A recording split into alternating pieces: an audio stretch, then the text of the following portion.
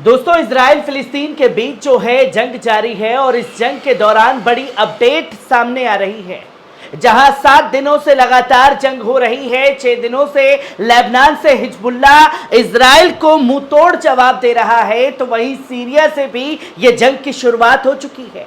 और अब खबर सामने आ रही है कि यमन के जियाले भी इस जंग में शामिल होने जा रहे हैं, जो कि अमेरिका और इजराइल के लिए बड़ी खतरे की घंटी बज सकती है, क्योंकि एक इजराइल को बचाने के लिए अमेरिका जो है सारे परपंच रच रहा है।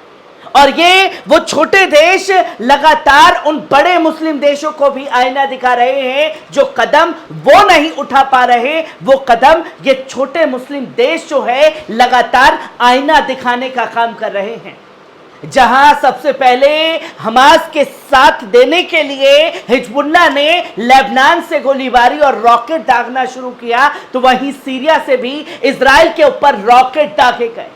और अब यमन की सेना ने साफ तौर पर कहा है कि सऊदी सरकार जो है वो बॉर्डर को खोले, ताकि हम इस जंग में हमास के साथ कंधे से कंधा मिला करके लड़ सके, क्योंकि अमेरिका पूरे सीधे तौर पर सपोर्ट कर रहा है, जो बिल्कुल भी बर्दाश्त नहीं किया जाएगा। और जो हथियार अमेरिका इजराइल को दे रहा है, उससे मासूम बच्चों को, महिलाओं को, फिलिस्तीन के आम नागरिकों को निशाना बनाया जा रहा है, जो बिल्कुल भी बर्दाश्त नहीं किया जा सकता। और मस्जिद अल अक्सा के लिए यह कदम उठाना जरूरी है कि अब सब मिलकर के एक साथ इजराइल को सबक सिखाएं। और ये काम जो है यमन ने कर दिखाया है, और उन मुस्लिम देशों को भी आईना दिखा दिया है जो अपनी धौंस तमाम देशों पर दिखाते हैं। पर यमन का ये काबिले तारीफ कदम सामने आया, जिसमें क्या कुछ कहा गया है, इसे देखना समझना जरूरी है। जहां al Houthi Sanaa is ready to enter war, shall us participate directly in conflict, जो कि लोगों के सामने तस्वीर आई है। साफ तौर पर यह ऐलान अल हूती सेना की तरफ से कर दिया गया कि वो इस जंग में डायरेक्टली पार्टिसिपेट करना चाहती है और सऊदी बॉर्डर से उसे जाने की इजाजत दी जाए, ताकि हम इस जंग में शामिल हो सके। वही साफ तौर पर कहा गया कि ईरानी alliance in Iraq, Yemen threaten US over in Israel, जो लगातार हमले इजराइल की तरफ से मजलूम फिलिस्तीनियों के ऊपर हो रहे हैं, उसमें हम शामिल होना चाहते हैं। एक अलायंस के तौर पर बड़ा हमला करना चाहिए, जिससे इजराइल को सबक सिखाया जा सके। जहां साफ तौर पर लिखा गया है कि the head of Yemen al Houthi movement directly that Houthis will strike Israel in the US gets directly involve in conflict. America के सीधे तौर पर पार्टिसिपेट करने से ये तमाम मुस्लिम देश जो है उनका गुस्सा सामने आया है।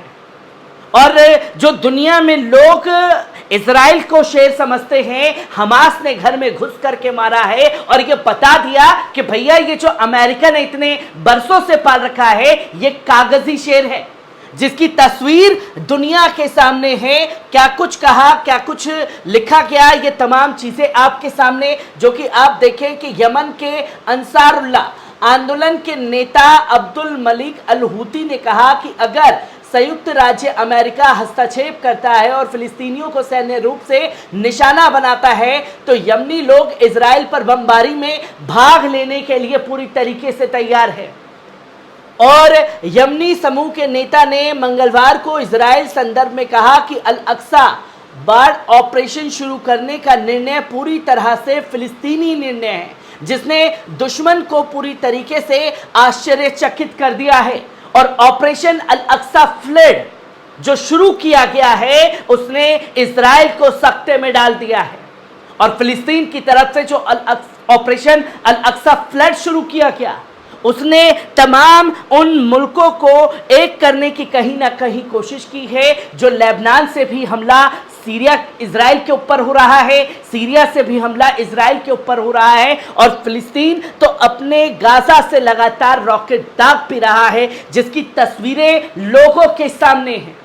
और ऐसे में अगर यमन की सेना सऊदी अरब बॉर्डर खोलने के बाद कर देता है तो इस जंग में और बड़ी तस्वीरें देखने को मिलेंगी, जो कि इसमें एक भाषण में अल हूती ने जरूर जोर देकर के कहा कि यमनी लोग फिलिस्तीनी लोगों के साथ खड़े होने के, अपने पवित्र कर्तव्य को निभाने के लिए सब कुछ करने के लिए तैयार हैं। हम अपने फिलिस्तीनी भाइयों के लिए सब कदम उठाने के लिए तैयार हैं और हर तरीके से हम मदद करेंगे, चाहे सेना के दम पर लड़ने की हो, चाहे उन्हें जो भी मदद हो, हम करने के लिए तैयार हैं। हमारे लोग हजारों की संख्या में आगे बढ़ने के लिए, दुश्मन का मुकाबला करने के लिए, फिलिस्तीनी लोगों के साथ शामिल होने के लिए तैयार हैं और हम हर संभव प्रयास करने में संकोच नहीं करेंगे। उन्होंने इस बात पर भी जोर दिया कि गाजा से संबंधित स्थिति में लाल रेखाएं हैं और प्रतिरोध की धुरी बीच समन्वय पूरी कम कर रहा है। जो कि एक बॉर्डर था, उस बॉर्डर को लांघ दिया गया अमेरिका और इजराइल द्वारा, जो बर्दाश्त नहीं किया जा सकता। हम प्रतिरोध की धुरी के साथ समन्वय में हैं। अगर अमेरिकियों ने सीधे सैन्य हस्तक्षेप किया तो हम रॉकेट गोलीबारी में भाग लेने के लिए तैयार हैं। अल हूती ने कहा कि फिलिस्तीनियों को सभी प्रकार की सहायता प्रदान करना अनिवार्य है। उनका देश ये नहीं देखेगा कि पश्चिमी देश आपराधिक दुश्मन की मदद कर रहा है या नहीं। सीधे तौर पर अमेरिका को धमकी जो कोई बड़ा मुस्लिम देश नहीं कर पा रहा, वो यमन, वो लेबनान, वो सीरिया करके दिखा रहा है, जो कि तस्वीरों को समझना जरूरी है। और अगर इजराइल के साथ यूएस की सेना शामिल हुई तो हम बिल्कुल भी गुरेज नहीं करने वाले रॉकेट, ड्रोन और तमाम तरीके से हमले करने पर। जो कि ये साफ तौर पर तस्वीर है कि ईरानीज अलायंस इन इराक, जो कि अक्टूबर में ईरान से जुड़े शक्तिशाली इराकी यमनी सशस्त्र समूह ने धमकी दी कि अगर वॉशिंगटन गाजा में हमास के साथ संघर्ष में इजराइल का समर्थन करने के लिए हस्तक्षेप करता है तो मिसाइलों और ड्रोन के साथ अमेरिकी हितों को निशाना बनाया जाएगा, जो पहले ही आगे के मोर्चे पर विस्तार से संकेत दे रहा है। हमलों पर इजराइल की प्रतिक्रिया के लिए संयुक्त राज्य अमेरिका के मजबूत समर्थन और इजराइल को तेजी से अतिरिक्त युद्ध सामग्री प्रदान करने और पूर्वी भूमध्य सागर पर वाहक हड़ताल समूह तैनात करने की अमेरिकी प्रतिक्रिया के बीच यह बड़ी टिप्पणी जो है वो सामने आई है।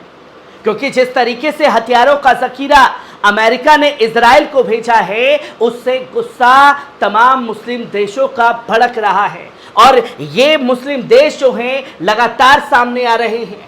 जहां इराक में ईरान के घनिष्ठ संबंध रखने वाले एक शक्तिशाली सशस्त्र गुट कताइब हिजबुल्लाह ने कहा कि अगर वॉशिंगटन ने संघर्ष में हस्तक्षेप किया तो वो मिसाइलों, ड्रोन और उसके विशेष बलों के साथ अमेरिका ठिकानों को भी निशाना बनाएगा। जो कि हिजबुल्लाह ने जो बोला वो करके दिखा दिया और लेबनान से हमला जो है वो इजराइल के ऊपर शुरू हो गया।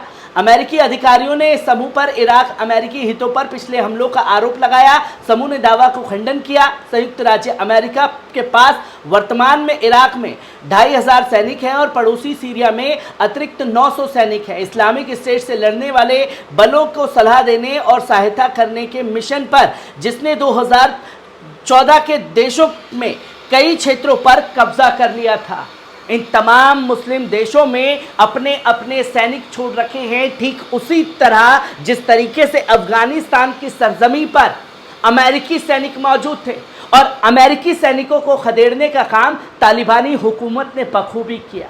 और ये जो बिगुल खासतौर पर ऑपरेशन चलाया गया है, ऑपरेशन अल अक्सा फ्लड, ये अमेरिका के सैनिकों को जो मुस्लिम देश में मौजूद हैं उन्हें खदेड़ने का भी काम कर सकता है, जो कि बड़ी तस्वीर दुनिया के सामने आएगी।